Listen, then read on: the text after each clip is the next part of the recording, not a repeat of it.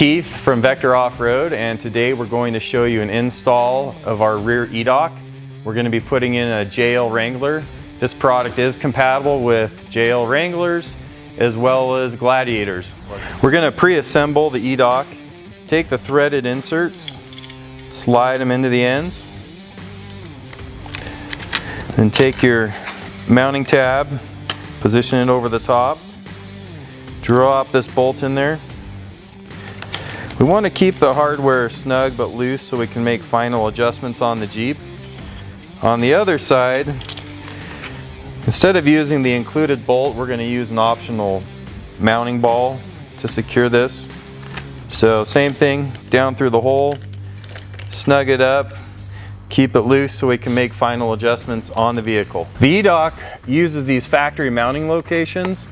We provide longer hardware, so go ahead and use a 5mm hex key to remove the factory bolts, and repeat that on the opposite side.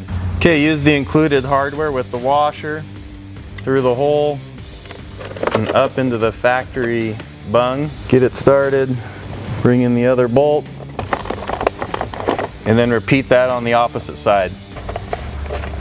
Now that we've got our outer bolts tightened into the factory inserts, we're going to center the track on the mounts